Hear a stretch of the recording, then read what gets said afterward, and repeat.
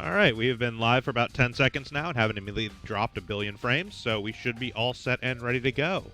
Hello, and thank you for joining us again for the next session of Sound Goblin Storytime presents Talkin'ronpa, a podcast with slides where we talk about the Danganronpa 3 anime. I am, as always, your host, Bograt. I am the Krampus. I'm Hunter Green. I'm Shiv with the functioning microphone. Beauty self issues. And I'm Vincent. Wouldn't be a Sound Goblin stream without tech issues. So today we're going to be going... This tech issue was a microphone literally not plugged in. So. Still a tech issue. So today we're going to be covering Future Arc and Despair Arc, episodes 5 and 6. Some interesting things happen here, but overall, despite somehow I feel like these particular episodes having less going on than we've covered so far for the most part, this one actually ended up being the longest slideshow I've put together so far for Talkin'ronpa. So we'll see how that goes. Let's get rolling with Future Arc Episode 5. So the episode begins in a flashback to the childhood of the super high school level pharmacist, confectioner, and blacksmith. We get to see some cute dogs walking along as Kimura is coming out of, I'm guessing, probably like elementary school based on the age they look during this. This being Danganronpa, I'm sure nothing terrible is going to happen to these dogs. Yeah, that tracks. So the dog gets hit by a motorcycle. Kimura basically like pulls out some pills and like shoves them down the dog's mouth. At that point, Ruruka and Izuyoi show up. Ruruka's carrying the puppy that was walking along with the dog, and Ruruka is like, "Oh, it's amazing! Your medicine saved him." Except, like, given the way that the dog kind of went limp and like closed its eyes slowly after Kimura poured the pills down its mouth, I'm pretty sure that dog fucking died, and Ruruka's just an idiot. I'm pretty sure that's supposed to imply that she saved the dog that Ruruka is holding as her dog and not involved in the accident. But Yeah. Though, I was gonna say we knew the puppy was gonna live. I'm fairly certain it's the dog from the previous previous strips. It might be, but I don't think there's nothing like solidly connecting that. But yeah. Anyway, so that's how the three of them sort of first met. We cut to sort of some other day further along when Kimura is out and about gathering ingredients for her medicine. Ruruka and Izuyoi are hanging out on a bench. Ruruka calls Kimura over to have some snacks with them. At this point, Kimura basically lets Ruruka know like she can't actually have sweets because the sugar in them could cause an adverse side effect with some of the medicine she takes. This leads us like a little bit of like a back and forth where like Ruruka kind of feels bad that Kimura can't eat her sweets. Kimura feels bad that she can't eat the sweets that Ruruka makes for her, especially after Ruruka calls them says that they're friends and like, she wants to make sweets for her friends, blah blah blah. If I'm speeding through this stuff, it's because even with all the backstory and like relationship stuff these episodes go into for these characters, I still do not give a shit about any of them. Kimura being very nice, basically just says like, "Oh, I'm sorry, I can't eat your sweets. If there's anything I can do, just please like let me know." And we get some inner monologue from present day Kimura, sort of talking about that as their friendship went along and time went along, Ruruka started to take advantage of Kimura, which honestly just makes it all the worse that she still put up with it because she obviously knew it's what was going on. I'll be back. Okay. Yep. We end up coming back to the present day with, Beast Kimura chasing down Ruruka and Izuyoi. She leaps at what appears to be Izuyoi because it's a big sort of humanoid figure in the red coat. But it turns out it's actually just like a bunch of knives wrapped up in Izuyoi's coat as a trap. Hitting it cuts her and fucks up her hand pretty bad. Like, I don't even know how the fuck you actually fuck yourself up that bad by hitting a bunch of knives, honestly. It's explicitly described by both her and by the blacksmith as some sort of Special blacksmith metal. art object. Yeah, special metal art object. It's So- a bunch of fucking knives glued together. I don't care what they call it. Special metal. Now, if only somebody around had some medicine to help. Yeah, of course. So her wounds heal and her hand like knits back together kind of grossly. She starts going full on feral again, and Izuyoi calls upon the bone of his sword. Does do some unlimited blade work shit. Yeah. He also apparently has some sort of lisp or speech impediment about the word delicious, because he calls Ruruka's stuff delicious sweets, which is also something he did earlier on, but at that time I attributed it just to him, like, being a little kid, but apparently he, like, never, you know, actually, like, learned to say the word or something. I don't know. I don't know. Like, earlier on, almost every single time he said it, he had a mouthful, so I thought it was just messed up because he had a full mouth. Yeah, I mean, totally possible, too. But, like, yeah, apparently it's just a thing, because, like, here, he absolutely doesn't have a full mouth, and he still says delicious. So, after the, he unleashes unlimited blade works here, we cut to the intro. Coming back from the intro, we're actually over with Tengan and Kyosuke. The old man is still suspended, like, 2 feet off the floor by some rebarb through the chest, but he does definitely seem to have some life in him yet. They start talking. It goes into sort of a flashback about like how they met. Kyosuke was out and about in the destroyed world, presumably looking for people clinging to life to pee on before slitting their throats because they lacked hope or something. I don't know. At this point, he was like helping some injured person off the ground, and a member of the Remnants of Despair in full-on like Monokuma helmet jumps out and goes to attack him. The old man leaps in the way and knocks the dude like 50 feet away with kung fu shit, but gets stabbed in his attempt to save Kyosuke.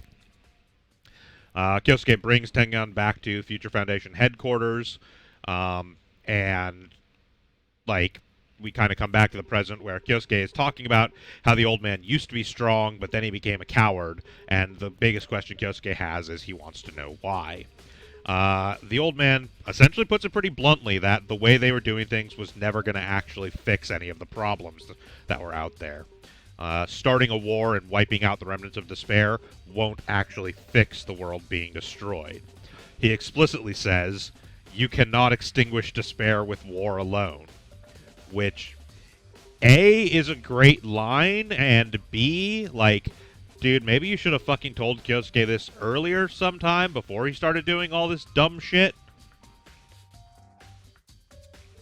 And this might have been a conversation he needed to have before he had a rebar spike through the chest. Yeah. So, after Tengan drops that bombshell of basically calling Kyosuke a moron for the way he intends to approach things, we cut over to the hallway where Asahina and Naegi have gotten away thanks to Gaikokihara's intervention. It doesn't last. Asahina grabs some loose pipes lying about and squares up against Sakakura. She calls him out for using weapons all the time, even though he's the super high school level boxer. And he claims that he doesn't need his fists to beat her. I still personally think that his NG code is that he can't actually punch anybody. Probably a safe assumption at this point. Yep. But even to the end of the episodes we watched through this session, we have no confirmation of that. I don't know if we actually ever learn what his NG code is. We don't actually find out what the NG codes are for everybody. We only find out a handful of them. We head back to Izuyoi and Kimura. The pharmacist detects a sickeningly sweet scent and takes off, flipping through some like lights and cables and stuff with some acrobatics. She's found where Ruruka has been hiding, and we get a montage of sort of flashbacks throughout their friendship of times that Ruruka progressively made more and more outlandish requests of Kimura. Started when they were very little with just asking like, "Hey, can you make like lip balm or like a lip cream kind of thing?" Then it was like in what kind of looked more like maybe a middle school, where Ruruka felt like she was starting to come down with a cold and asked if Kimura had anything for it. And Kimura, of course, had a whole fucking pharmacy and was like, oh, you have aches and pains, you have a fever, like, what's going on? And then eventually it progressed to, I need something to help me pass a test. So it was like memory improving medicine. And then finally something for, being energetic and, uplifting, stuff like that. This time around, we're treated to inner monologue from Ruruka, talking about how she came to resent Kimura, but only because Kimura wouldn't eat her sweets, which is fucked up. But because making sweets is the only thing Ruruka is good at, to her it means that Kimura would never acknowledge her talent. Again, showing Ruruka to be a shitty friend, since she clearly didn't pay any attention to the part about, I can't eat sweets because of the medicine I take. But like, she's very explicit about it will kill her if she eats sweets. Yep. Yeah. So, it's fatal. But Ruruka doesn't care. Obviously, that's all a lie, and she just doesn't want to eat her sweets so that she won't be able have to acknowledge Ruruka's talent or whatever. Ruruka is like obviously scared, being faced down by Beast Mode Kimura, and stumbles backwards into what is apparently the caps lock key of lighting control, causing a bunch of like floodlights in the room to turn on, backlighting Kimura, which leads to Ruruka figuring out her NG code. Kimura can't have anybody step on her shadow.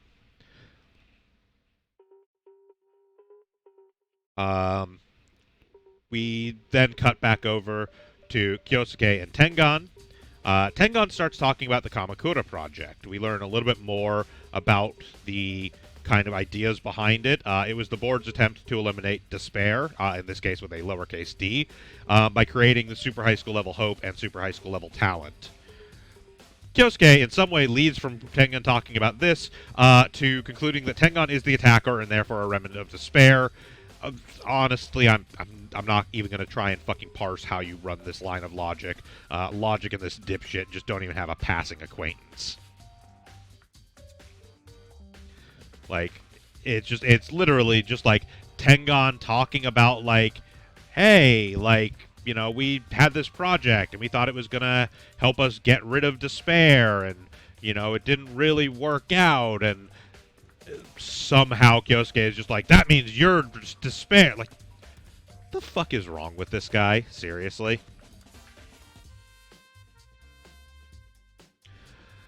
So outside, Yasuhiro is still being attacked by helicopters. This has been your important Yasuhiro status update. We head back over to the Monokuma Lounge with Izuyoi, who is looking in some sort of like secret panel in the wall that had some weapons in it, and goes for some ridiculous fucking looking handgun with a bayonet attachment and also a knife at the top, pretty much exactly where the sights would be. It's such a 90s edgelord My favorite gun. part is that he like says something about like having to abandon his like blacksmith's principles before picking up this nonsensical gunplate thing. Yep. It's so fucking ludicrous. I don't even. But then there's like an explosion outside from helicopters firing fucking missiles at Yasuhiro, which shakes the building and causes a bookcase to fall over and reveal a secret Monokuma door that says something along the lines of like the secret entrance, you found it. I'm sure that's not going to be of any real importance, though. We go back over to Ruruka and Kimura, where Ruruka is taunting Kimura about her NG code like she's some sort of fucking detective giving a parlor scene reveal. She tells Kimura that if she eats one of her sweets, she'll let her go. Kimura is just like, bitch, I've told you I can't. It will fucking kill me. Listen for once in your fucking life. And Ruruka continues to be the absolute worst. She says instead that if Kimura agrees to kill Kyosuke, she'll let her go. At this point, I have come to the conclusion that every single member of the Future Foundation leadership are just fucking awful people. Ruruka's justification for this request is essentially that, like, the She's pretty sure that if Kyosuke dies, the whole like killing game will end. Not because she thinks that Kyosuke is actually like the attacker or the remnant of despair running this thing, but rather she believes that the whole purpose of this killing game is to sort of weaken and cripple the Future Foundation, and killing Kyosuke will essentially accomplish that. At this point, it's then revealed that Kimura has also actually been working directly for Kyosuke and his team ever since she was expelled from Hope's Peak Academy. Kyosuke, Chisa, and Sakakura basically found her and were like, hey, like, we'll give you a purpose again. Just kind of join up with us. In her distress at the request being made of her, she downs like 4 times as many pills as she did before and goes into Hyper Beast mode, starts smashing all the lights so that she won't cast a shadow. As Kimura tries to bust through some amazingly resilient glass to get at Ruruka, we get more inner monologue from Ruruka where she talks about how much she always admired Kimura, which I just absolutely do not buy for a single fucking second from this self-centered narcissistic bitch. We also get Kimura's inner monologue, which seems significantly more in line with reality, with her basically going, I trusted her because she said we were friends, but she was always just using me for her own goals. At this point, the glass shatters and Ruruka runs off, with Kimura giving chase. So again, there's a lot of stuff in this episode I didn't really screen cap because there was a lot of like action scene, fight scene stuff, which doesn't do well in screen caps.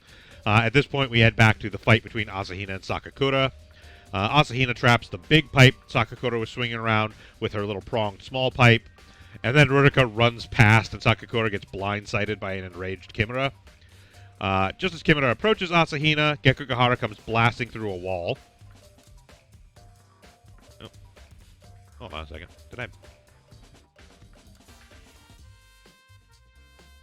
I think I Out of messed order up. again. Not out of order. I think I Skipped a part give me a second because here. there was the because I know I. Hold on a second.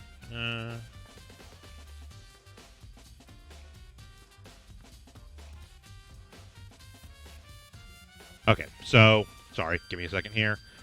So this screenshot, I guess I failed to make notes in my notes about when to switch screens for a couple of these. This is her downing like a huge fucking pile of pills again, like I said. And then this is her, flashback, like, Ruruka being like, oh, I asked her for so much because I trusted her, which is all bullshit.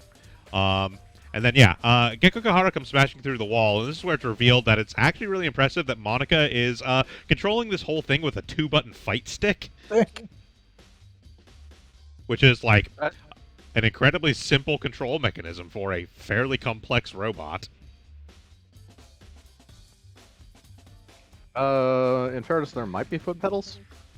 Yeah, even still, though, like, it does kind of harken back, though, because if you'll remember from Ultra Despair Girls, the control systems they had for their giant robots were actually pretty simple. Yeah. More missiles get launched by Gekugahara, and Asahina and Nagi escape in the resultant smoke and confusion. For the first time this episode, we then cut back to see what's going on with the corpse investigation being conducted by Kyoko and the Sanji cosplay you ordered off of Wish. Kyoko is done looking over Chisa and wants to go take a look at Gozu to see if she can figure out anything about the killer's methods. They start kind of heading down the hall to do that. We head back to Kyosuke and Tengan, where Kyosuke is still trying to justify his claim that Tengan is a remnant of despair by claiming that nobody knew where his throbbing office building was. He wants to know why Tengan would join the remnants of despair, and Tengan outright tells him that, like, I'm not a remnant of despair, you fucking moron. Tengan then, with the audio muted out, essentially reveals that he knows the identity of the attacker and presumably tells Kyosuke who it is. When Kyosuke expresses disbelief at what Tengan has said, Tengan reveals that his NG code is answering a question with a lie. So Tengan cannot answer any questions untruthfully. There's a couple times during the conversation between the two of them where Tengon basically says, well, if that's a question, I have to answer. Yeah, like Yeah. he kind of calls out himself for it, and that leads into this. Um, Kyosuke basically says that it doesn't matter what Tengon just told him, and his plan remains the same. He goes to kill Tengon with his katana, and Tengon, hardcore to the last, pulls the fucking rebar out of his own chest and stabs Kyosuke in the fucking eye with it, while Kyosuke slits Tengon's throat with his katana. With that, See, roughly 4,000 gallons of blood from It's a lot of blood Kyosuke's spray. face. yeah, it's fine. It's There's also an fine. incredible amount of blood spray from Tengon's neck as well. Yeah, Yes. it's anime rules. It happens. With that, Tengon dies, and we have just about 1 minute left until the next sleepy time kicks off. As Kimura falls asleep, she reflects on the time she couldn't save people with her medicine, which is another reason why I'm pretty sure the dog died at the very beginning, because it just provides a narrative parallel there. Although, honestly, maybe I'm giving the writers of Danganronpa too much credit for actual narrative style. Just before she passes out, she pulls out the first sweet that was given to her by Ruruka, thinking about how she just wanted to be friends. And she's fucking dead. Post-credits, we get a scene of Kyosuke juicing himself up with some crazy drugs that turn his remaining eye sort of like full black with a little white pupil, which is the same thing we saw from Kimura when she went beast mode. And that is how we finish out Future Arc Episode 5. Coming into Despair Arc Episode 5, we start this episode as well with a flashback, this time of Mitarai. Actual Mitarai, not quote-unquote Mitarai. He's being bullied by neighborhood kids because children are fucking awful. For some reason, they're taking pictures of him covered in trash they had dumped on him. I don't know. I don't really get it. Like, maybe this is some sort of kid thing. They're shitty. Mitarai essentially escapes from this terrible reality, including his father being kind of shitty, through watching anime. However, he develops an obsession with making the perfect anime. I'm sure that's totally healthy. Nothing wrong going to happen from that at all. And an unrelated note, Mitarai is the author of the Danganronpa anime. A perfect anime.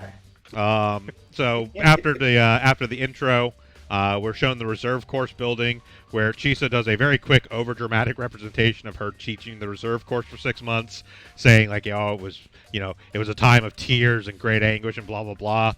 We get to see none of it, and after 6 months, she's pretty sure she's going to be transferred back to teaching the main course.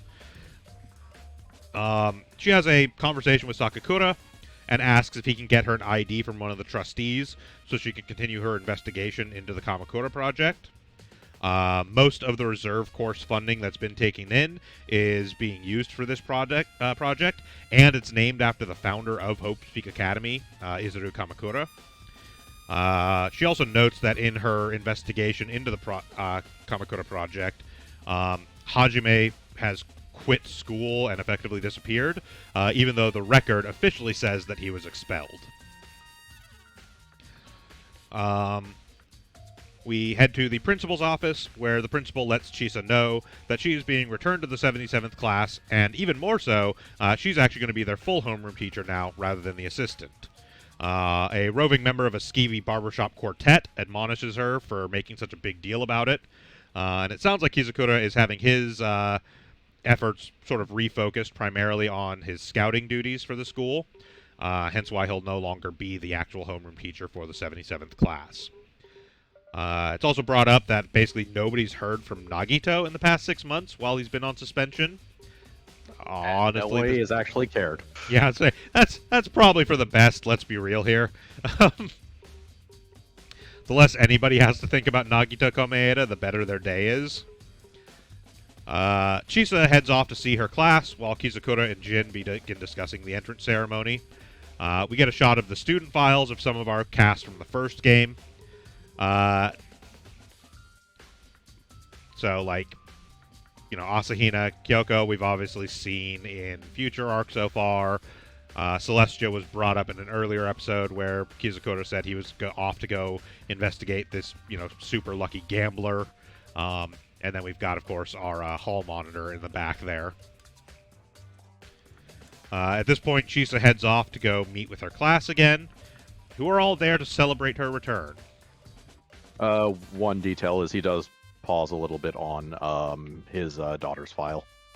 Yeah, he does. It's a whole thing of like there's a whole thing about like how this class is smaller than the last class, and it's like, oh well, I guess we'll have to blame the scout for that. And Kizukuro is like, yeah, but what they lack in quantity, they more than make up for in quality. As I'm sure you can agree. And it does focus on Kyoko's file and like highlights the name Kirigiri, but I don't think there's any actual importance to this. I think it's just driving home the thing we already knew from the first game, that her dad was the principal. Like, it's just like, if by some random bizarre chance you were watching Danganronpa 3 without being familiar with the story of the first two games, I guess. That'd be confusing as hell. Yeah. And or you're just bad at remembering details. Yeah. So, back in the class, they're having like a celebration. Teru has prepared a feast, and it's a very happy mood. Chisa is overwhelmed that they were all waiting for her. And it turns out that in Chisa's absence, Chiaki has really stepped up her game as the class representative, sort of keeping them all together and active as a class when Chisa couldn't be there. Chiaki was even the one who arranged and planned this welcome back party. Each of the class welcomes Chisa back in their own way, whether openly or bashfully or what have you. Hiyoko, meanwhile, has had a growth spurt in the past 6 months. She's no longer a tiny gremlin, she's now a tall gremlin. He's still absolutely a gremlin. Meanwhile, Sonia has been infected by Gundam's Chuni energy. Well, that was going to happen. Yeah. I mean, she was halfway there in the first place. Yeah. After a little bit of scenes with just the various members of the class, we head back to the Mitarai residence, and it turns out that both Mitarai and quote-unquote Mitarai have actually been kind of living there. The real Mitarai is working feverishly to make an anime that fills anyone who sees it with hope. Meanwhile, the imposter has brought him food and makes sure he's eating, takes care of it. As the imposter steps out to head off somewhere, we actually get a blink. Oh yeah, there's the screenshot of Mitarai, the actual Mitarai. Yeah. But we do get a sort of blink and you'll miss it cameo from a character from one of the Danganronpa side stories, the Danganronpa Zero light novel, which takes place between the events of the Despair arc and the start of the first game. This kid in the back here eating melon bread, that is Yuto Kamishiro, the super high school level spy.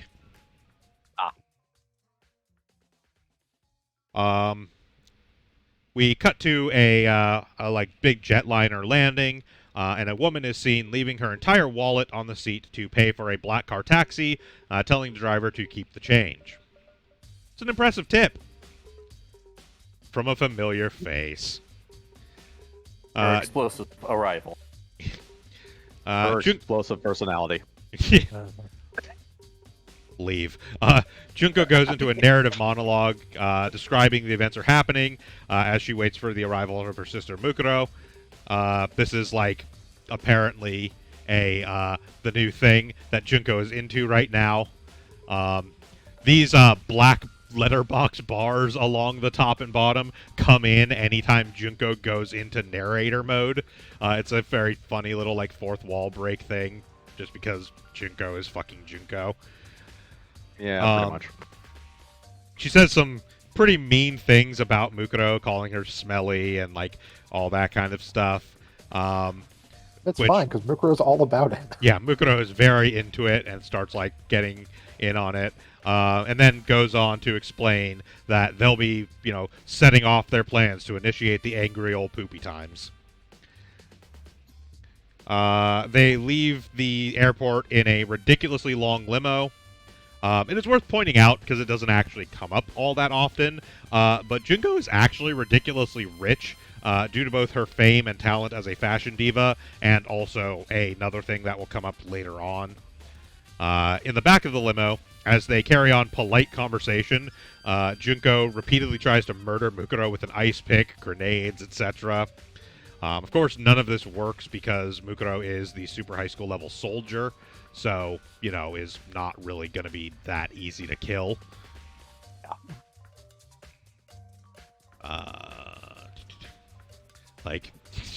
Just not even fucking reacting at all. Mukuro appreciates the effort that Junko is going to because she knows it's how Junko shows her love. Because by witnessing the death of her beloved sister, Junko would surely experience the greatest of all despair. This is actually totally consistent with what we know about their relationship from other sources, like some of the commentary in the first Danganronpa game, as well as some of the side story mangas and stuff. As part of their plans for setting off the tragedy, Junko has actually gotten herself and Mukuro enrolled into Hope's Peak. We return to Mitarai, who is working on his anime to the point of physical and mental exhaustion. Because anime saved him, he wants anime to save everyone else as well. And then he collapses. That you do. The imposter, finding Mitarai to have an extreme fever, goes to get Mikan in order to help treat him. As Mikan treats Mitarai, the imposter decides to explain the situation.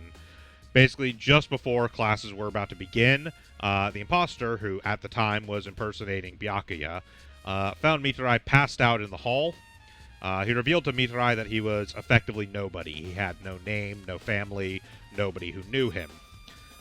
They've essentially come to a mutual agreement where the imposter will take the place of Mitarai in order to attend classes, handle day-to-day life, etc., which gives the imposter a convenient identity that is not even really stolen because the person whose actual identity it is cool with him, taking care of that stuff, while Mitarai can focus intensely on just making, the anime he wants to make.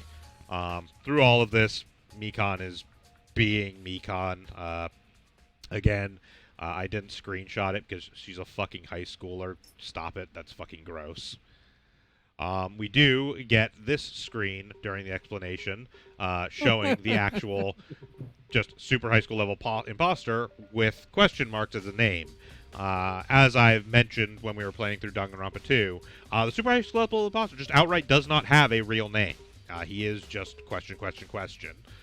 And I use male pronouns here because he's typically impersonating male characters. However, there's also no clear indication as to whether they are even male or female. We know very little overall about who the imposter really is. As befits an imposter. Yep. They basically have no identity of their own, and so that's what lets them be the super high school level imposter and essentially slip into anyone's identity. And then, it's finally the day of the 78th class entrance ceremony. The first day of school at Hope's Peak Academy for one Naegi Makoto, a pretty average young man. Also the first day for the decidedly not average Junko Enoshima and Mukuro Ikusaba. As you see, Junko is still in her narration thing, so we're getting the black letter boxes, although at the very end of this particular sequence she says she's tired of it now and probably won't see it again. As she's explaining this, she gives off a very familiar little chuckle as she doodles something in her notebook. Meanwhile, Hajime Hinata lies in an intensely sterile room, seemingly zoned out while thinking about events from his past. He is then taken to the most generic sci-fi room ever made and put in a pod in order to undergo the procedure to become Izuru Kamakura. And They that just put contact lenses in his eyes. Yeah. And that is the last image we are left with from Despair Arc Episode 5. So there's one particular image that I really like from this particular Despair episode during the limo ride. Mm-hmm. Specifically, after she tries to kill Mukuro with an ice pick, she then effortlessly goes into a dodge, or Junko goes into a dodge roll, and then throws a grenade inside of the limousine, which Mukuro just picks up with a wine glass and tosses out of the window, blowing up yet another car. Yeah. That person didn't have one talent. They weren't important. One other thing of note that I actually do find a little bit interesting. Junko and Mukuro in every region are the same voice actress. Yes. Yeah. Because they are actually twins. But yeah, so we got a lot actually that episode was very bizarre in that a lot happened while also very little actually happened. Mostly a lot happened that will lead to later events, but in the episode itself, not a whole lot really went down. Yeah, it's a lot of setup. Yeah. So now we get into Future Arc Episode 6, which opens on Yasuhiro climbing out of the ocean, having successfully evaded the helicopter assault. He uses his fortune telling to determine what's going to be the result of this whole situation, and he determines that everyone's going to be all right in the end. That's certainly a relief. Oh, right. It's fine. That's accurate enough, isn't it? I mean, we already knew he's wrong from his fortune because Chisa was alive in that one. Yeah, everyone was alive in that one. That is a big tracking shot that Bograt took the screenshots from. Yeah, I marked the one that had most of our... Yeah, you can kind of see, like, over on the right-hand side, it's just scrolling past Tengon there. It literally sweeps past everyone that's in the building, and they're all just, like, fine, and, like, there's little, like, sparkles and shit going on. It's pretty funny. Bandai looks so happy. So after the episode intro, we come back to Kyosuke in the conference room mourning Chisa. I, too, like to get drugged up before reminiscing over corpses. So one quick thing to go over before this, you get kind of a stinger at the beginning of the episode during the title screen, because the number of alive participants has dropped by 3. And so through the entire thing, you're trying to figure out who the third death is, because we only know of 2 at the start of the episode. Yeah. We know... Sorry, go ahead. No, just... Yeah, we know of Tengon, and we know about the pharmacist. But there's one additional death that's unaccounted for. So the whole episode, you're like, oh, who's the other person who got it? I mean, it doesn't take that long to get to it, but... No, it doesn't. Yeah, so we get a flashback of the graduation ceremony of Chisa, Kyosuke, and Sakakura.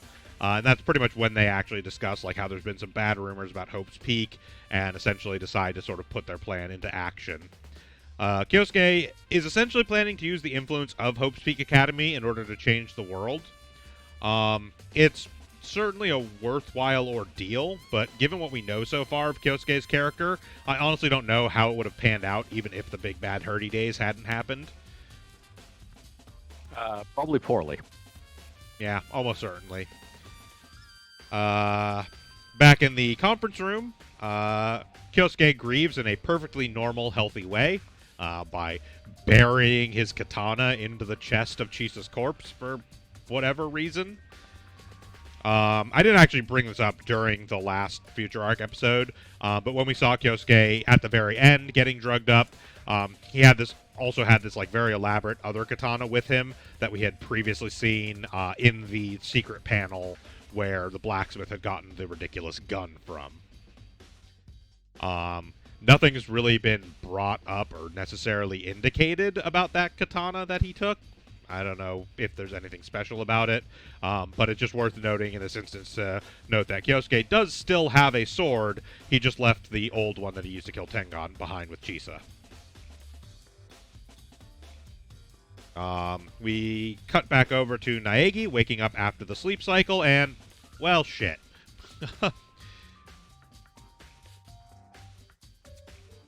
Kyosuke shows up behind him and basically starts spouting his shit again about Naegi. If you truly want to stop despair, you should have killed yourself and this wouldn't have happened.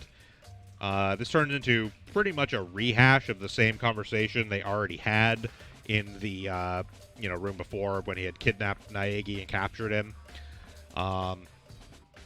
Which makes a lot more sense when Naegi wakes up from the dream he was having. He's obviously thinking very hard about the stuff Kyosuke said to him, and it's weighing pretty heavily upon him. Asahina and Gekogahara both seem relieved that it looks like Naegi's good luck carried them through to safety in another sleep cycle. But Naegi quickly reminds them that because no announcement was made of the game being over, it means that somebody else was killed before the deadline. You know, for somebody who's super high school level hope, Naegi is kind of a fucking downer, man. I mean, he has hope, but he acknowledges the truth.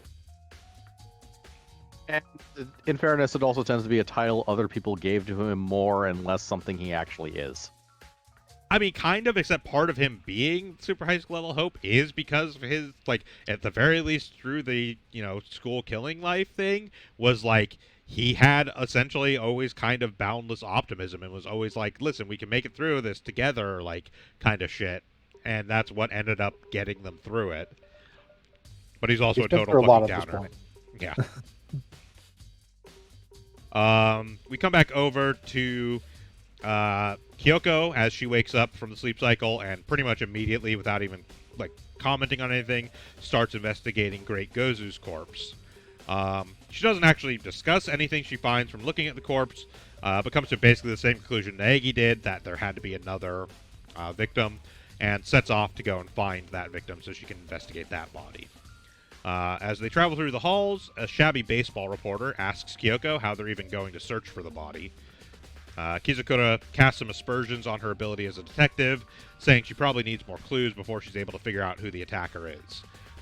Especially given the events of the first game and her talents there, I somehow feel like she probably already has this thing almost entirely figured out and is just waiting for the last couple pieces to fall into place to really make it all make sense. She pretty much, I think she knows what's going on. She just needs one or two pieces, like the last confirmation, so she can definitively say, yeah, this is it. Yeah, a big thing in the actual first game was she would always have a primary idea, but she would refrain from ever saying anything about it until all the evidence was out. Yeah, well, she needs the evidence to basically convince everyone else, even though she already knows the answer. Yeah.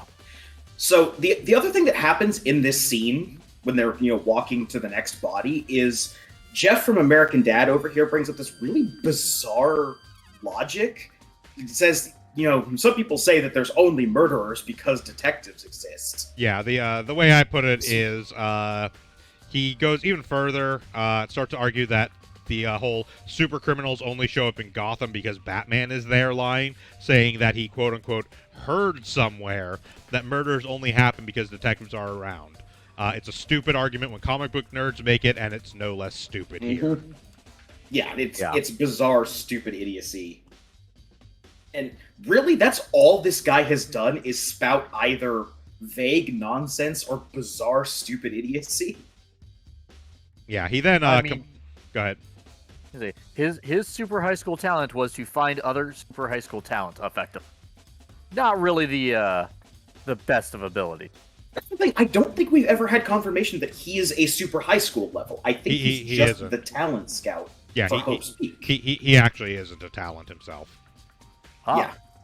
Yeah. No, that would be a fairly useful talent, actually, but if it was an ultimate talent.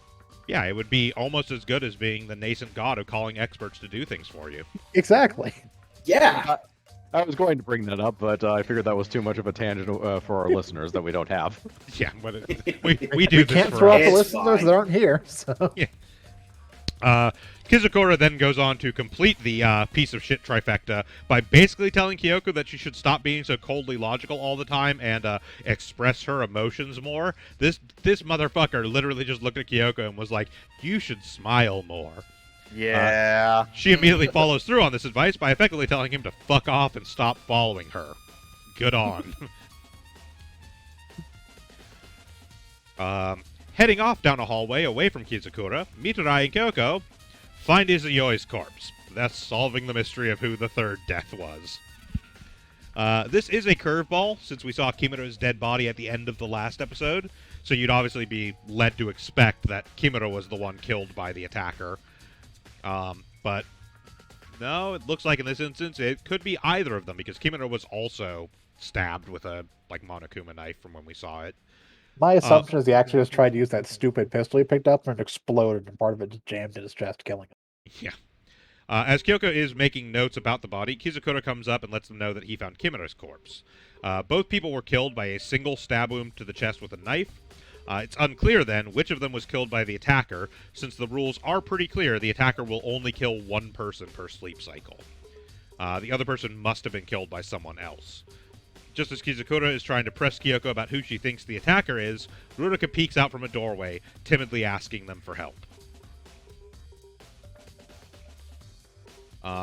We, at this point, head back to Naegi and his crew, who are presently jacking Gekogahara into the security camera system so they can look around for the victim without having to wander around.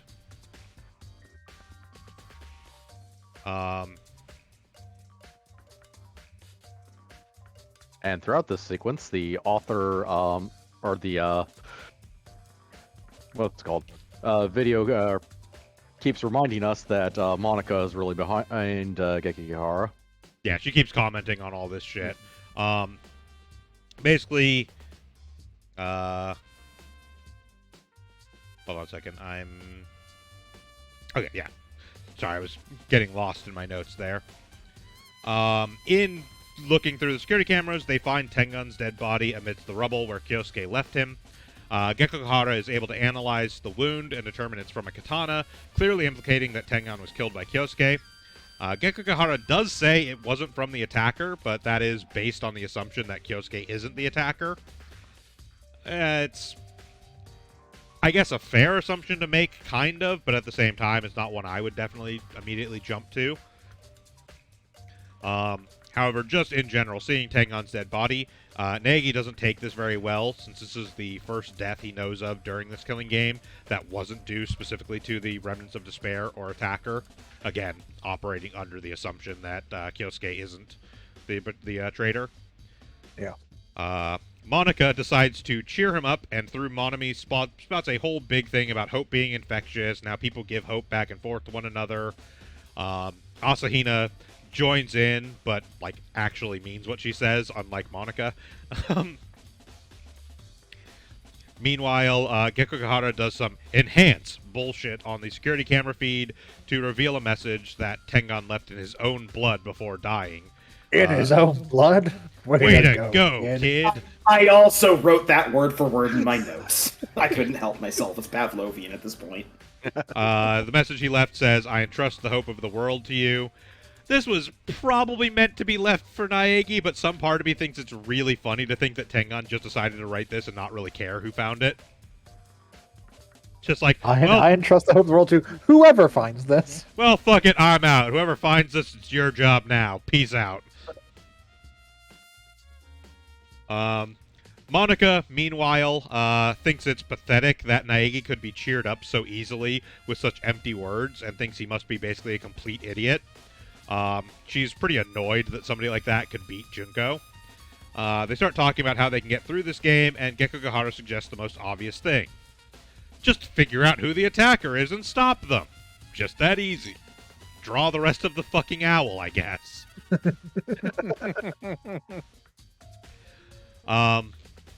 Asahina essentially responds to this by sort of saying she hates the game because the rules make it so hard to win, particularly things like the NG codes. This triggers some, hamster wheels in Naegi's brain, who declares that they don't actually even need to play the game. Nothing in the rules of the game actually states that they can't leave the building. All they would need to do is find or make a way out.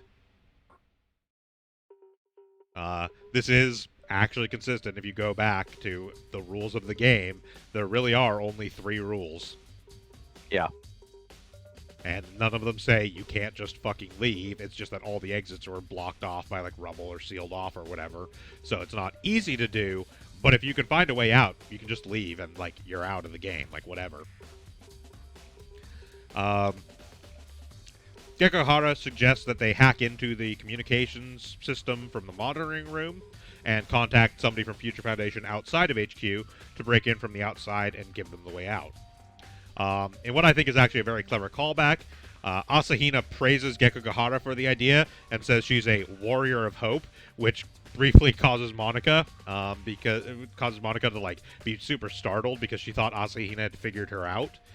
In case people missed this, if you don't remember, since it has been a while since Ultra Despair Girls, the Warriors of Hope is what the kids called themselves in Ultra Despair Girls. So when she's like, "You're a Warrior of Hope," Monica was like, "Oh shit!" Then Monica quickly realizes this is Asahina, and there's no way in hell she figured out anything ever. Yeah, pretty much. After she kind of settles down for a second there, they all head off to the monitoring room in order to call for help. Back with Kyoko, Ruruka is upset because Izuyoi is dead and outright admits she can't do anything on her own. She basically begs the group to take her with them. Kyoko relents since they don't really have any of the other options. Ruruka wants to leave so she doesn't have to see Izuyoi's dead body anymore. But Kyoko is like, I still need to investigate the body. I still have things I need to do. And things I need to investigate here in the actual room we're in. It is worth noting, Izuyoi was killed in the hallway outside the Monokuma Lounge, so aside from, I guess, just better lighting, I'm not really sure why they brought his body in there in the first place. Back over with Naegi and crew, Gekko Kahara managed to successfully hack the comm system and puts Naegi and Asahina in touch with Byakuya. If you'll recall again from Ultra Despair Girls and also some stuff I talked about during that game, that there's an entire side story manga with him as the protagonist. Byakuya is also a major player in the Future Foundation. He's the second in command of the 14th Division under Kyoko. He's also a world-roaming troubleshooter who they send out and about all over the place to go deal with issues. Naegi explains the whole situation to Tagami. Tagami explains that this killing game is not being broadcast at all anywhere in the world, despite what Monokuma said at the start of it. They don't really seem to make a big deal about this, honestly. Although, I feel like that's a pretty big thing about this killing game. Is that, it was told, I'm broadcasting this to the whole world so that they can see the Future Foundation fall apart from the inside. And then it's no, actually, none of us have heard anything about this, and it's not being broadcast anywhere. It specifically brings up a point of, is there anyone left in the remnants of despair who could do that? So, the fact that Monica at least is partially involved in this makes that make a little bit more sense than usual, as Monica is much more of a liar. Overtly. Yeah, except Monica isn't the one who said anything about it being broadcast. That was from Monokuma. Yeah. Yeah, but we're not sure exactly. We're not sure at this point who is behind Monokuma and whatnot. As an audience. Yeah, fair enough. Also, Tagami reveals to them that there is a Future Foundation hit squad on its way to Jabberwock Island to eliminate the remnants of despair that Naegi has saved and reformed. Turns out, Kyosuke planned to kill all of them regardless of what the hearing found regarding Naegi's guilt or innocence. This, again, totally tracks with Kyosuke and is not really surprising at all. Byakuya has dispatched his own forces to go to Jabberwock Island to deal with the peacekeeping squad, and he himself will now be making his way to Future Foundation headquarters in order to assist Naegi and the others. He'll also be letting Toko know, which I guess Genocide Jack would maybe be able to take out a building? I don't know. I mean, she certainly fucked up some giant robots. Considering her ability to scissor spirit bomb, I think she'd be able to do a pretty good job of destroying a building. Yeah. Meanwhile, Yasuhiro is fishing. As he's wont to do. Yep. Byakuya. What else is he gonna do? Yeah, Byakuya, meanwhile, feels bad for Monokuma and Kyosuke since they've chosen to make an enemy of Naegi, and he's pretty confident about how that's going to work out for them. After the communication ends, one of Byakuya's subordinates asks him about why they didn't tell them something important. It's revealed that they found the real Gekko dead body. Byakuya decided not to let them know. He knows the one at Future Foundation headquarters is a fake, but if he revealed that information to Naegi and Asahina with the fake right there, there's no telling how the fake would react or what she would do. It's better to act while the fake doesn't know that they know, and go after Monica, who Byakuya is immediately is just oh yeah, that girl from Toa City. Fortunately for him, he has 1.5 reliable people in Toa City, Toko and Komaru. At this point, everything is sort of coming to a head, and the last thing we see is a fleet of ships approaching Jabberwock Island. But things aren't going to be easy for them, as the fused Izuru Hajime is waiting for them at the dock. Ready to punch every ship out. Non-violently. Absolutely adore this screen. I actually made this my desktop wallpaper. Like, the composition of this shot is actually just really good. The framing is amazing. The color, the way they're using the colors to indicate menace is really good. Just like, it is a beautiful scene. The copy-paste job is more than passable. Yeah. And also, yeah, like, I mean, joke all you want about punching them out, not fatally or whatever. Like, again, I will remind you, at this point, Hajime has all the talents ever comprised at Hope's Peak Academy. I would also like to note that this armada that's being sent to the island is part of a secret force that only Kyosuke has control over, consisting of like multiple battleships. It is a force that only Kyosuke has control over. I don't know that the peacekeeping forces themselves are intended to be like a secret force. He sent them to Jabberwock Island in secret, but I think it's a known thing that he's in command of. Like, how does this move secretly? Post-apocalyptic world. You could lose a lot on an ocean. They painted them black? I don't know. The secret part may have just been that it was kept a secret from the rest of Future Foundation. That actually seems less believable. In a way, yeah. And also, obviously, it really wasn't, since Byakuya knew about it. Yeah, that's true, well. Yeah, it's one thing to lose a fleet of a bunch of ships in the ocean because, quite frankly, the ocean be fuck huge. Actually, real fuck huge. It's another entirely to pretend that something like this doesn't have a giant-ass logistical chain within the same organization that's deploying them. Well, here's the thing. This is larger than like a U.S. Navy battle group. So here's... Yes, it is. Yeah, I'm not to discount that, but I will point out, you are correct, Vince. It does have a giant-ass logistical chain. It's called Branch 2, the one that Kyosuke is in charge of. And there's obviously going to be leaks from something like that. Yeah, but like... Well, Byakuya found out, so yes. My point is, though, that, like, yeah, Kyosuke is, like, because it came up briefly before, but one of the things about the Future Foundation and how they are organized is, like, each individual branch is in charge of a particular aspect of Future Foundation. I believe previously I mentioned that Great Gozu was in charge of the branch that was in charge of, like, construction projects and, like, rebuilding and stuff like that. So, like, Kyosuke's specific branch is actually the one in charge of peacekeeping operations. Quote-unquote, peacekeeping operations. So he is effectively in charge of the, as it were, military of the Future Foundation.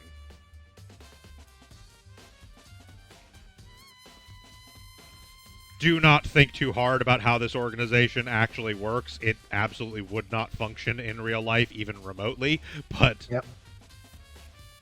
It effectively comes down to almost every single branch in the Future Foundation would effectively have to be an entire, like, multinational, like, in equivalency to, like, our current state, multinational corporation in and of itself, but all of them are, like, a single branch of this one organization. Anyways, that is how we wrap Future Episode 6, which leads us to Despair Arc Episode 6. This episode actually does kick off with a little bit of a follow-up on the Izuru Kamakura project, with the full explanation being that the plan was to impart the talents of basically all of the history of Hope's Peak Academy onto somebody who did not have any talent of their own, thereby creating the Super High School level talent and Super High School level Hope. There was concern because just before undergoing the procedure, Hajime seemed too depressed to become the Super High School level Hope, but it is explained that personality has been deleted, and the person known as Hajime Hanada no longer exists. There is only the Brundle I mean, Izuru Kamakura. We head to the intro, and coming out of the intro, we find Chiaki waiting outside school for Hajime. We see a brief flashback where Chisa lies to Chiaki about Hajime doing well, rather than telling her that he quit school and effectively disappeared.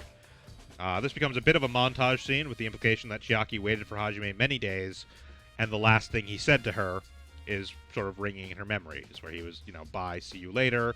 She responded with, yeah, I'll see you tomorrow, and then she hasn't seen him since. Meanwhile, the 77th class is busy packing up their classroom. Since the new classes come in, that means that they're going to be, in the tradition of, the Japanese-style high school, they're going to be moving into the second-year classrooms while the new first-year class moves into that classroom. Also, that's what is implied here, but then it also turns out, we find out later on, there's actually a whole new school building that's apparently been built. Fuyuhiko and Peko are bickering with each other like a married couple. Ibuki picks up on this, but Fuyuhiko tries to play it off. Teru, meanwhile, remains gross. Hiyoko, as they're cleaning up stuff in the classroom, taunts a bunny and gets pooped on for her trouble. And while all this is going on, Chisa is meeting up with Sakakura, who managed to get her the ID of a trustee. It is only good until 6 o'clock the next morning, which means that she'll have to use it that night. Also, one of the trustees has gone missing, so the security at school is on high alert, supposedly. Chisa says she's willing...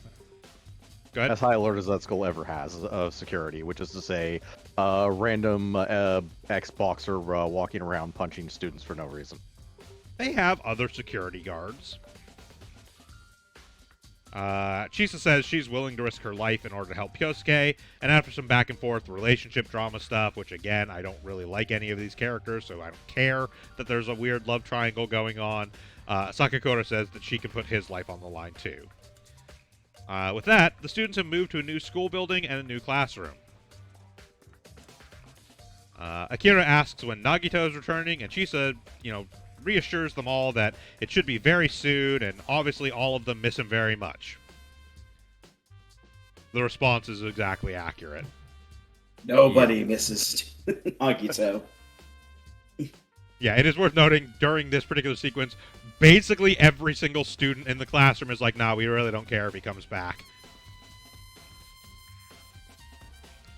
That night, Chisa sneaks around the school building and into the trustee's office using her stolen ID. This probably would have been harder if the entire school building had not been being patrolled by a grand total of 2 security guards who were both just pissed off that they weren't going to get food at the upcoming, new building ceremony. Highest security. She starts investigating in the trustee office and finds information about the trustee who went missing, which blend cuts us, finding out exactly what's happened to that trustee. Junko has kidnapped him and talks about torture as she eats a plate of curry rice. She then proceeds to dig out one of his eyes with a fucking spoon. Notably, the execution theme from the Danganronpa games is playing over this entire scene. Yes, clearly. I also like Junko's very subtle way of revealing to us that this is the missing person. Yes. By literally writing it on the body. She also makes a point of talking about how torturing people is so much better with everyday normal instruments, because they're just wondering what they're going to do with them before she rips his eye out with a spoon she was just eating curry with. Listen, all I'm saying is Junko is very clearly an expert-level knifey-spoony player. I think the true evil is that she left some curry sauce, remnants on that spoon. That's gonna burn like a motherfucker. Oh, never mind. That's the point. Yeah. Back in the trustee's office, Chisa manages to, quote-unquote, hack into the trustee's computer because the asshole had his password on a sticky note on his fucking monitor.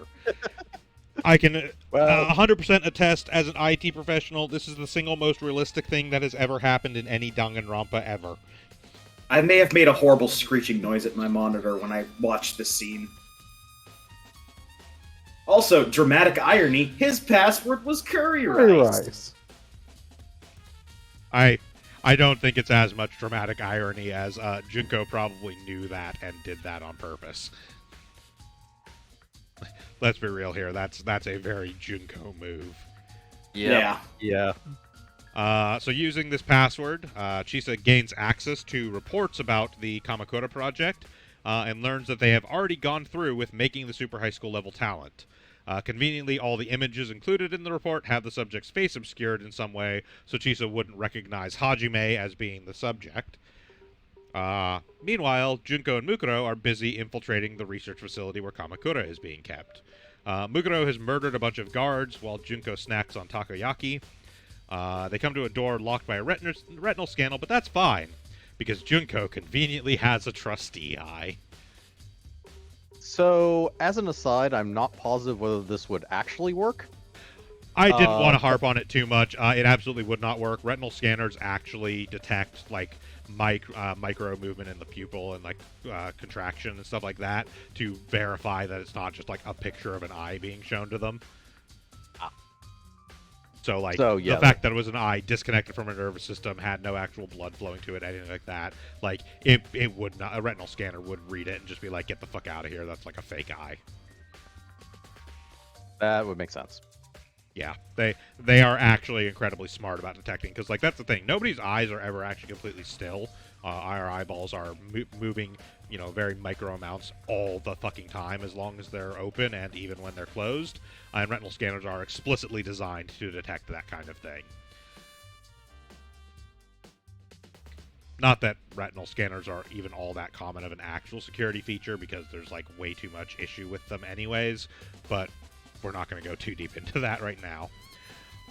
After clearing the retinal scanner, they enter a dark room to find Izuru Kamakura waiting for them. Give me a second here. I think I might have screenshotted this. I just want to verify to make sure. No, I did not. Okay. I think I thought about screenshotting it, but did not. Kamakura is basically just like sitting on a cot, chilling out. After the break, Chisa is having a phone call with Kyosuke, explaining to him what she found out about the Kamakura project. Kyosuke at this point misexplains the concept of a Deus Ex Machina, but we'll just let that slide. They discuss the possibility of the information leaking and the damage it would do to the Academy's reputation, and also talk about the possibility of a being possessed of all of humanity's ultimate talent turning on humanity or being used by someone evil. Surely that would never happen, though.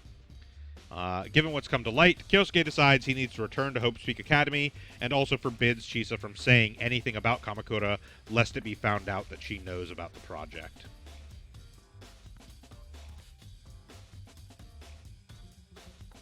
Back in the room with Kamakura, Junko is being extremely Junko. Kamakura is not entertained by this. Junko wants Kamakura to die, since if the super high school level Hope dies, it would drive everyone to despair. She tries to murder him with an ice pick. It does not go well for her. Seeing Junko taken down like this, Mukuro leaps into action, drawing a knife and rushing Kamakura. This likewise ends predictably. I'm honestly not sure what else they were expecting, attacking someone who possesses all of the super high school level talents in existence. Because it would by definition also include theirs. Yes. Yeah. And, theirs and other combat talents. Yep. I'm wondering if it would include theirs, though. It would. They count. Yeah, you do have to remember that every person isn't the only person to ever have that talent. A, they're not the only person to ever have that talent, and B, because they were the incoming class, their talents had already been researched and cataloged. Oh, fair enough. Like, he might not have the talents of, say, whoever would have ended up being in the 79th class, but he absolutely has the talents of the 78th class as well.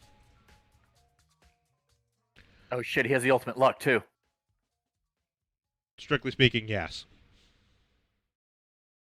Both versions, technically, maybe.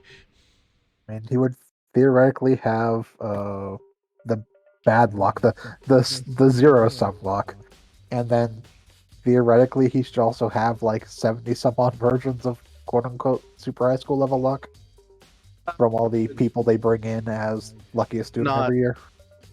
Oh, that's true. They do actually do that one Yes, on a they yearly yes basis. they do every year have a super high school level luck because they do have the lottery every year for a student to enter. Yeah, it's all the other ones that are more negotiable because obviously they don't duplicate between classes. Uh, eh, ish. It's unclear. So while there's never really an explicit overlap, at least in the characters we know of, there's also at the same time some degree of overlap because, like, for instance, we've seen that the super high school level imposter has like infiltration and like like espionage talents, which would clearly Yeah, it would overlap be. with the super high school level spy. Yeah, that much is true, but I mean, there's easy overlap to see between a lot of them. All the physical ones have a lot of overlap as well. Yeah, in general, pretty much anyone who's any sort of super high school level athlete is effectively treated as like, yes, they are the absolute best at the specific sport they're a part of, but also just really gifted athletically in general by virtue of being an incredibly talented athlete. Both Asahina and Akira show those traits, as well as fucking the bizarre reverse sports mastering of being the super high school level coach. Yeah, Nekomaru. Yeah, like just the fact that like he inherently becomes as good as whatever athlete he is training because he could not be a great coach without being able to keep up with his athlete. Which is technically not canon, but absolutely makes sense with the shit we see him do. Apparently, like Teruteru's siblings also have the same talent as him. Yeah. So there's shared talents in some cases, confirmed from that. Yeah. Anyways, after Kamakura effortlessly takes out both of them, Junko, still having her head stomped into the floor, basically starts explaining that Kamakura also needs to feel despair. It turns out that, like Kamakura is just like, no, there doesn't seem to be any logical reason why I would need to know despair. Like, it doesn't make any sense. I'm fine the way I am. It doesn't really contribute anything. I am robot. He does also mention that Junko has super high school level analytical abilities, which is her actual super high school level talent. The Fashion Diva stuff is just sort of an easy front for her. This ties back into what I was saying about her being super rich. She also used her analytical talents to do things like smart investing and all that because she was able to predict sort of exactly how the markets would flow and things like that and make a whole shit ton of money. This is, again, some stuff that comes up in like side story manga and shit. In a discussion regarding her analytical abilities, Junko essentially explains that the reason she has a love for and obsession with despair is because it's an unknown.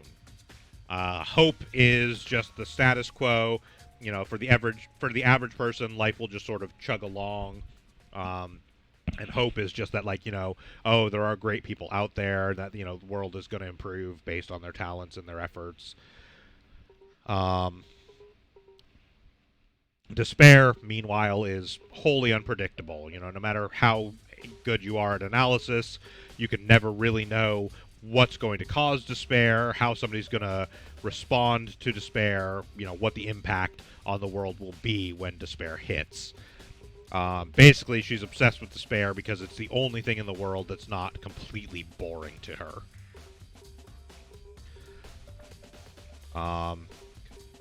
She believes that Kamakura will understand this and see her point of view because, him also being possessed of all the talents and by virtue of that, almost in a way, all the knowledge, must have also grown bored of the, calm, boring, predictable world.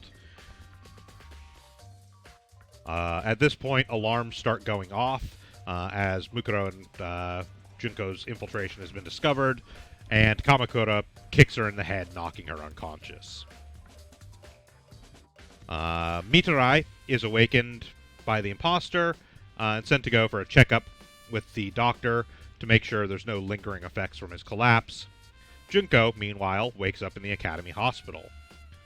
Mukuro reveals to her that the... Sorry. I touched my mouse and things happened. As you do.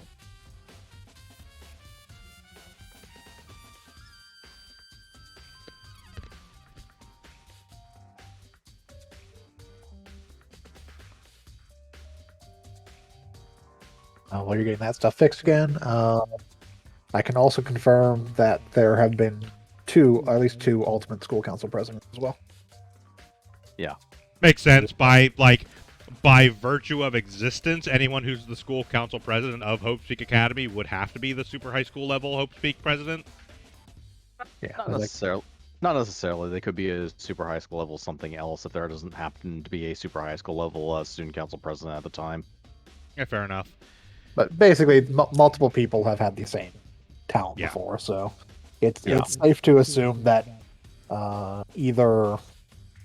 I would assume the talents aren't literally slots that they recruit for so much as this No, person is they very just find talented people at who are this, or- talented. yeah. Yeah, pretty much. But Okay. but there is overlap, so it's safe to assume that Kamakura could have like the same exact talents that Junko and Mukuro already have. If not just covered by other similar bases. Mukuro reveals to Junko that Kamakura essentially covered for them. Told her, go ahead. The side stream is down. Oh. I mean, that's okay. There's literally only one slide left, but... Fair enough. Get that back up. Get my other things back up. But yeah, basically, Mukuro is just like, they're not looking for us, and we were allowed to come here, so obviously he didn't tell anybody that we had broken in there, that we were around. And also that Kamakura had told Mukuro to pass a message along to Junko, saying, I will be waiting.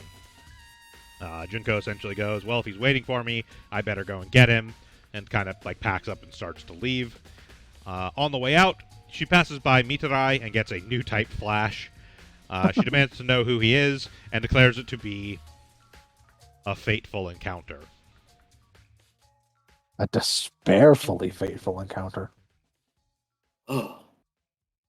So, one thing I noticed while we were actually going through the slides, Monica has that same eye pattern that Kamakura does on his eyes. The weird line stuff that... Yeah, she has weird eyes. I don't know that it's the exact same pattern, but it is a similar pattern at the very least. Yeah. I also don't specifically remember whether or not she actually had that in Ultra Despair Girls. She did. Her eyes have always looked like that. Oh, okay. So it might be a part of Kamakura's talent for being crammed full of talents. Yep. Let me do this real quick. I will pull back up that image of... Yes, they do both have weird lines, but they are different line design. Yeah. Monica's are... Monica has lines that come from her pupil and go out, whereas Kamakura has lines that go off of a center circle on his iris. Yeah, I've pulled back up the image of Monica here so you can kind of see it. Hers are almost kind of like a targeting reticle, or maybe even a weird two boxes or swastika kind of thing. It's kind of hard to tell because there's the outer ring that kind of interferes with two it. have arms and two don't. Yeah. Yeah, basically. But yeah, she's got a weird manji thing going on, whereas Kamakura's are much more of the I'm gonna draw lines on it so it looks cybernetic kind of thing.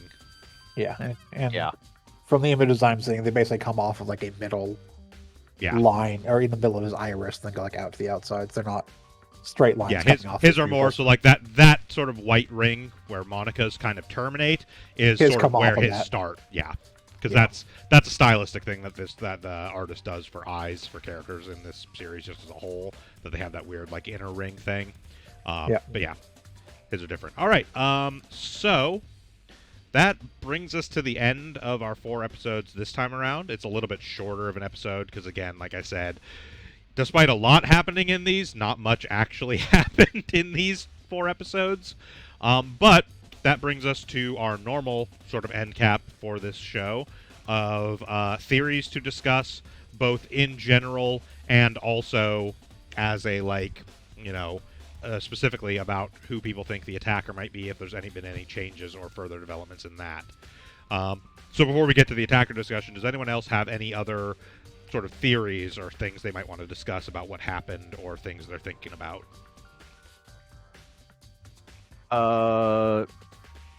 A just more general overview.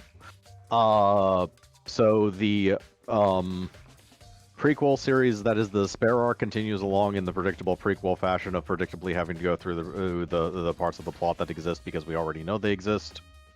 It is nice that it is at the very least nice that they do at least find some ways of making it a little bit more entertaining, in the sense that they do have Class 77 and Junko in general to at least lighten the air a little bit, but ultimately all the actions are kind of going through. Yeah. I will say that we are getting to the part now where, for what's going to happen in the Despair arc, we know the broad strokes of what goes down, but we've never actually heard the specifics of these events before. Yeah, that's the... At the same time, I'm not seeing anything in the specifics that makes me terribly interested in the specifics. I mean, there's some interesting stuff. Like, we know now, based on what we've seen, like Kyoko growing up and that kind of stuff, that, like, at least for Danganronpa 2, all their stuff that they did in the, Happy School Life program thingy was all information from them taken before the big shitty day. Because, like, Kyoko's still a little kid in that one, but she clearly grew up and, had a growth spurt, the real world, and other things along those lines, which is kind of interesting. A little bit, but we also kind of knew that too from Danganronpa 2 because of that newspaper article where she was older looking. Well, yes, but that newspaper article could have been kind of any time during that. It is, I think what Shiv is pointing out here is that it's interesting to note that it happened during that school year. So it was obviously like from the beginning, like the data in the Neo World program was obviously from like the start of their time at Hope's Peak. Yeah, you also see other bonds in this that kind of get formed in much the same way, like Sonya and Gundam. Sonya and Gundam, like being in perfect sync after the time skip, and they're like starting to get to that point in the Neo World program. Yeah. One other thing is this also makes me want kind of a Junko Mukuro black comedy of them just wandering around causing chaos. I mean, we got like 6 more episodes. I have a fairly decent chance that most of the rest of this is going to be Junko and Mukuro. We do get a lot more Junko and Mukuro in the back half of Despair arc, so there's that at least. Like, it'd be weird for them to pop in for 2 episodes and be like, we're done. They're the reason why 77th class became the ultimate bears. Also, Monica continues to be B grade discount Junko. She was always B grade discount Junko, so. Yep, I know, but I'm glad to see nothing has changed in that respect. Krampus, in your notes, you actually had a theory you posited that I think could be some interesting discussion. Yeah. In regards to what it was that Tengun said that was muted out. Yes. Okay, so the theory I have, based on like Kyosuke's reaction, what he does after, I believe that what Tengun told Kyosuke in episode 5 before Kyosuke killed him was that you're the traitor. That they set up this killing game specifically because they knew that Kyosuke would go into flip out and kill everyone mode and play right into their hands and show that the so-called saviors of humanity, the Future Foundation, are just a bunch of unhinged right-wing lunatics. When it comes down to it. And Kyosuke, being accused of being Despair, goes into flip-out mode as expected. Now, there's a couple holes in this theory, I will admit. The first off one being, if it hadn't been contradicted by things that Bograt has already told us, I would say that there are two forces at play. There's the actual attacker, and there's Kyosuke, who is being framed as the true, like, remnant of despair. But I can't account for only one kill per thing, and I cannot see Kyosuke using a Monokuma knife to kill people. Unless he's trying to throw off suspicion. One other thing of note is we do technically now, if they are doing the one kill per, we do have a killer that is not the attacker at this point because of Sonosuke's death. Or rather Sonosuke and Seiko dying at the same time. Yeah. The blacksmith and the pharmacist. Yep. Yeah. So the way my theory goes is that Kyosuke killed the pharmacist, and the attacker killed someone else. But Tengon thought that Kyosuke was the Remnant of Despair, or at least was playing into the hands of Remnant of Despair, because they knew he would go into flip out and kill people mode.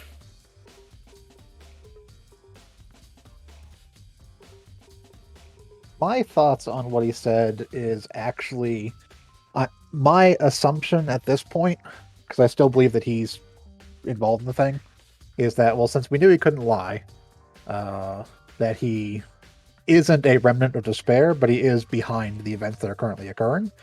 Because I'm pretty sure the events that are currently occurring are not caused by the remnants, because we also know it's not being broadcast.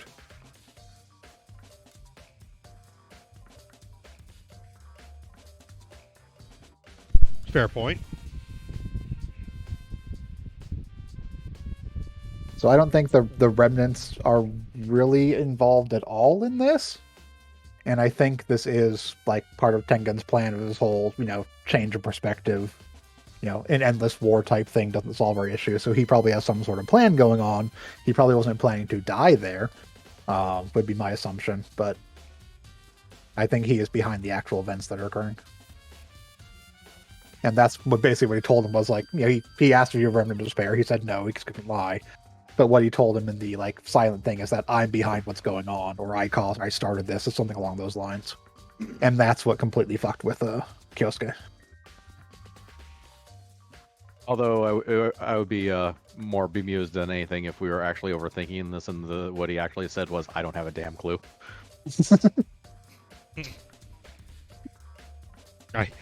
I do like my headcanon interpretation of Tengon as just like a fucking troll. Like, you want to know the truth? I have no idea what's going on here. Oh. And then just writing his dying message of like, I'm you are. I trust the hope of the world to you. This will be whoever finds this dying message. I also think that the animator is involved in it somehow now because of the importance of the fateful meeting in Despair Arc. Okay. Possibly it is just to, that is. It's either establishing that as a truth or throwing it off as a curveball. It also is because the animator is close to the imposter in Class 77, and we know what happens in that respect. That might also just be how Junko got. Well, the thing is that the animator isn't actually close to Class 77 because he never goes to fucking class. Yeah. No, but he is close to the imposter. I have a theory as to how that fateful meeting would be a thing and still not have him involved with Despair at all. The fateful encounter with the animator isn't so much about who he is, but what he's creating. What if Junko got the ability, basically got involved with the animation project, and warped it, and that's part of why Despair spread?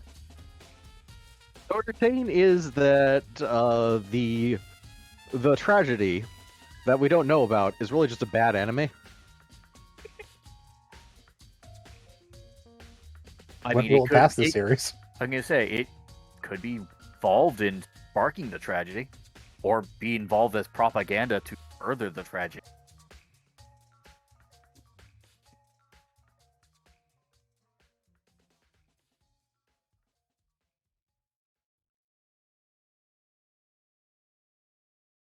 But yeah, I have a theory about what he said, but it's specifically about the killer. So I'll wait till we get to theories on who the attacker is I mean, we before I can go into that one. we can move to that now. I don't think anybody else has any sort of general Yeah. theories to talk about. No. All And right, honestly, my guess hasn't changed from last time, which was still the animator, anyways. Yeah, it's Because more just process elimination. it's more a matter of anyone has any new theories or any sort of new evidence they would like to present, and based on the theories they already had. Oh, mine's completely different now, and All right. I'd actually like to start it off this time. Go for it. I believe that Sakakura is our attacker, and that this whole thing is basically him fed up with being second place as closeness to Kyosuke, and that Sakakura is going to prove himself to be the only person that Kyosuke can trust. Every single person who has died was someone who is either in his way to closeness, so Chisa, or has interfered with him getting rid of these supposed threats to Kyosuke's goal of hope, being Naegi, Kyoko, and Asahina, because they are they are the survivors of the first broadcast killing game. Why would he kill Chisa, though? Because he wants to be the most important person for Kyosuke's thing, and No, she says... I'm pretty sure that he's in love with Chisa and upset that Yeah. she cares more about Kyosuke than he does. That's the whole scene that occurs when they're talking like, I'd give my life for him, and then he was like, I'd give my life for you, and talks about himself being a third wheel in that relationship. He loves Chisa, but Chisa doesn't care about him. I read that more as he wanted to be the one that Kyosuke really relied on. And it's more like... It's pretty explicit from some of the things he says that he's in love with Chisa. But Chisa doesn't see him that way at all because she's in love with Kyosuke. He basically makes comments along the lines of Like, why do I keep doing this to myself? Well, not only that, but also just like literally like directly in reference to her as being like, I guess there's nobody else for you but him, kind of stuff. I mean, he could still use that. That could still be used in this theory.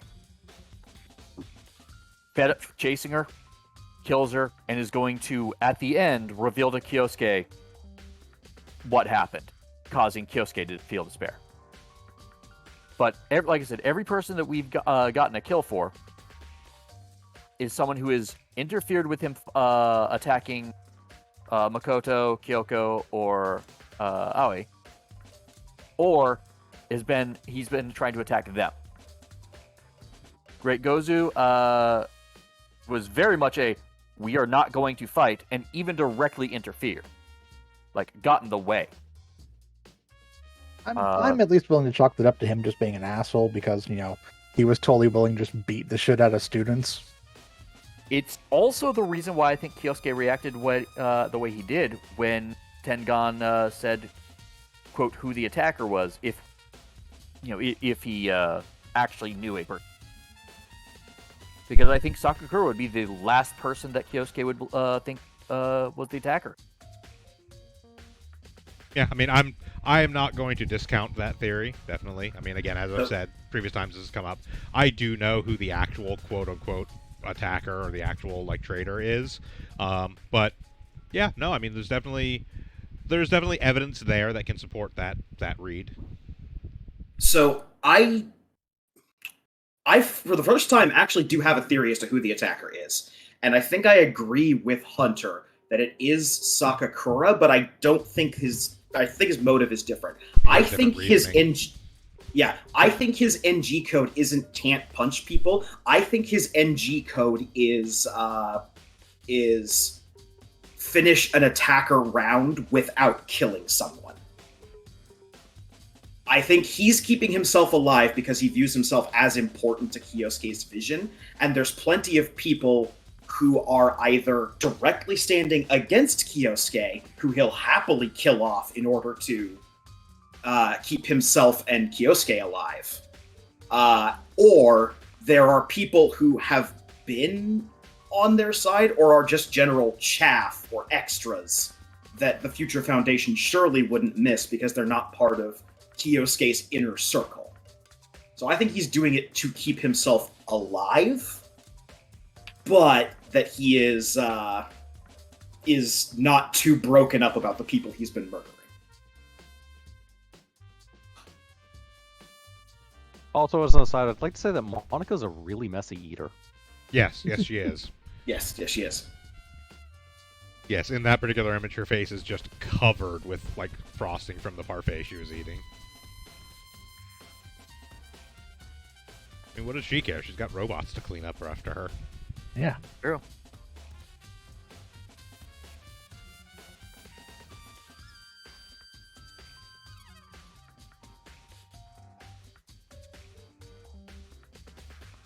Yeah, that's my theory, with the exception of the pharmacist who I think Kyosuke killed. Okay. Oh yeah, my other theory regarding that, why there's 2 kills. Mm-hmm. I think that he killed Izuyoi, and that the meds that Seiko was taking actually reduced the effectiveness of the sleep medicine, and that she woke up early and was discovered, and discovered him as the killer. So he had to kill her to protect his identity. That would Which still would break also- the rules. Yeah. I mean, that's laboring on the assumption that the rules actually matter. They do. When you say they do, we don't actually know that. We also don't actually know that the attacker isn't Gekigahara without Bograt specifically stating that. Yes. Like, we have knowledge beyond what the anime has specifically told us at the moment. Yes. But it's Because also like, if why- a character like her exists, she could kill whoever the fuck she wants when everyone else is asleep. She's a robot. But one of the other things that stood out to me is the amount of force that seemed to be placed into when to where she was pinned. Like, the concrete and everything behind her was shattered, as if she'd been basically smashed there. And there's really only one person we've seen with that type of strength. On the other hand, that almost makes me think more like it would be the attacker, considering how dramatic the attacker's other 2 kills have been. Whereas As opposed to Izuyoi, who was was, just kind of slumped against some rubble with a knife in his chest. Yeah.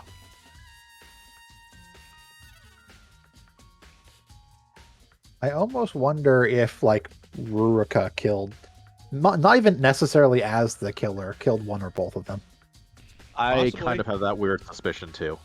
Because it at least justifies this B plot existing if Ruruka is a little bit more involved in something or another, or is even the attacker or something.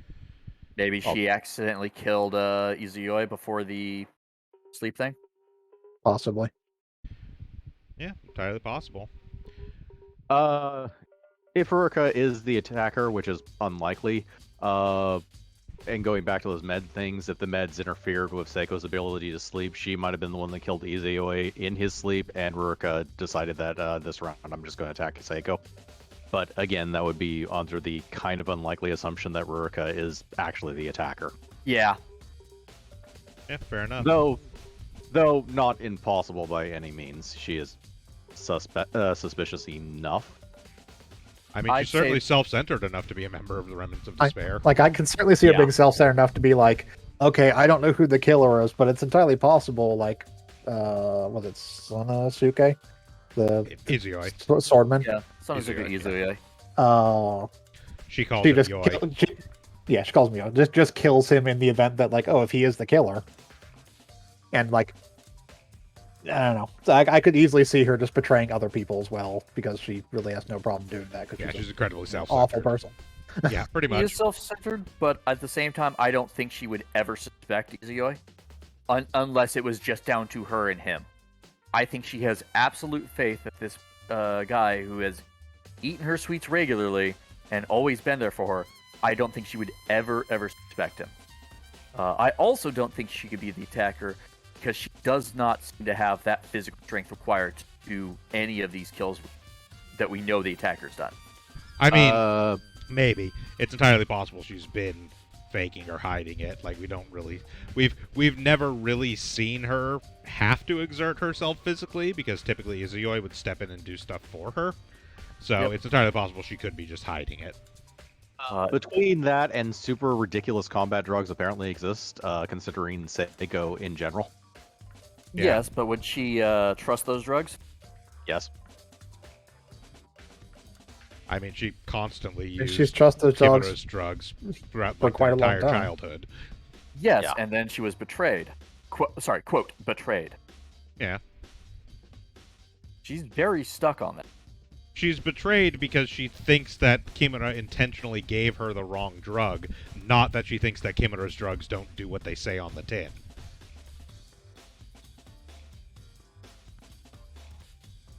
Yeah, That's- she doesn't. That's the thing. Like, She doesn't not or she doesn't think that Kimura's drugs are ineffective. She just she just thinks that Kimura betrayed her yeah, specifically. like on purpose gave her the wrong drugs. Not that, like, Yeah. she gave her the right drug and it just did the wrong thing. She understands that, no, Kimura's drugs do what they say. Yeah. I'm aware. It was more of the... I would be assuming that in this situation that they're at, that the person who is providing the drugs that they would have access to would be Seiko.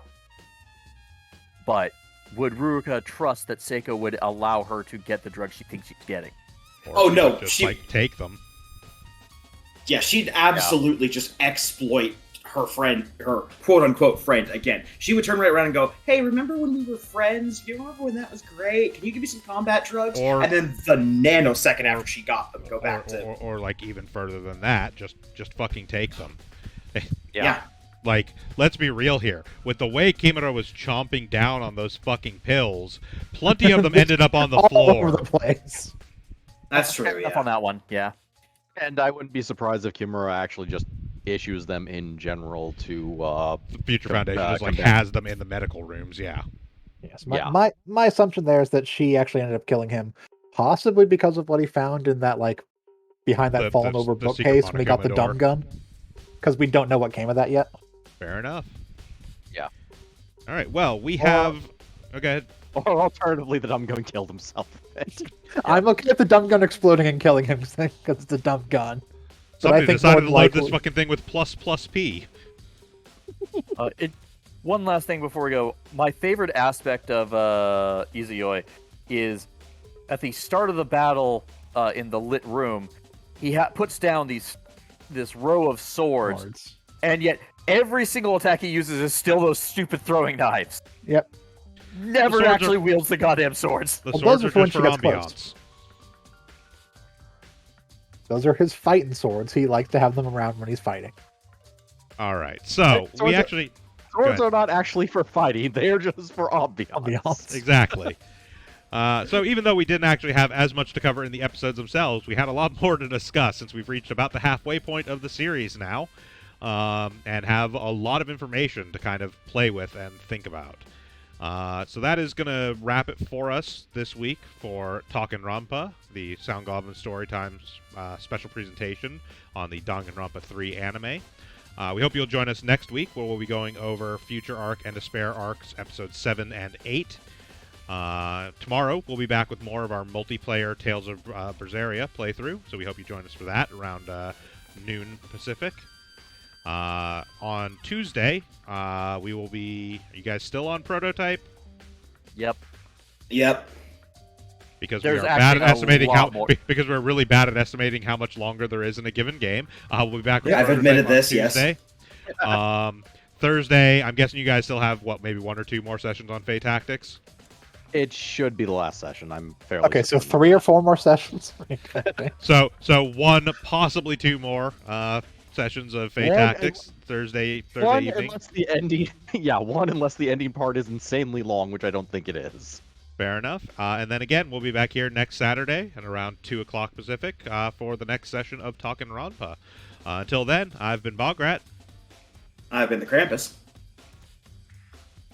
I've been Shiv. I've been Hunter Green. And I'm Vincent. All right, have a good one, everyone. Bye, everyone. Goodbye.